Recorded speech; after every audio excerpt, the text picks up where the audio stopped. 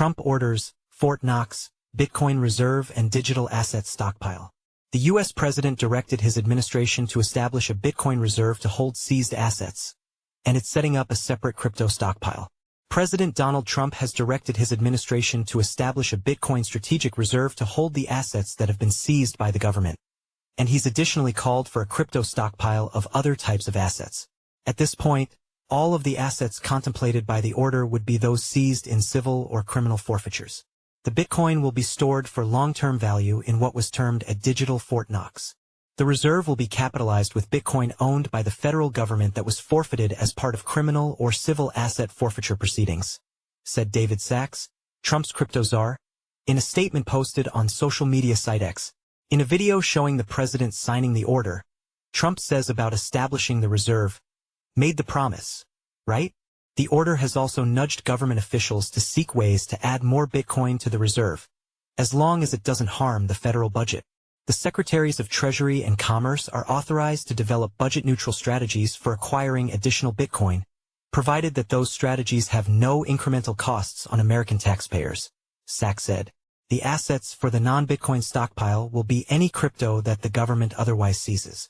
Sachs didn't highlight any particular asset names in that category, despite some being recently named by the president.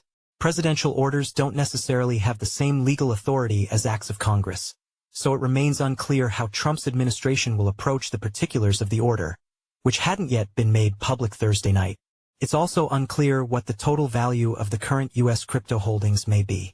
Bitcoin fell nearly 5% to $85,000 in the minutes following the order.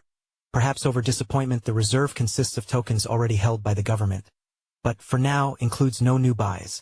Ethereum's, ETH, Ripple's, XRP, Cardano's, ADA, and Solana's, SOL, are all lower by 4% to 8% over the past hour as the order allows for no fresh government purchases of those tokens.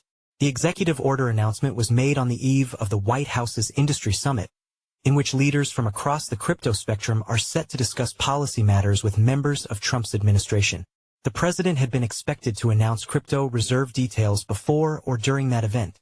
Establishing a U.S. strategic Bitcoin reserve and digital asset stockpile is a huge moment for both crypto and American leadership on the global stage, said Nathan McCauley, CEO and co-founder of Anchorage Digital, one of the business leaders set to attend the roundtable.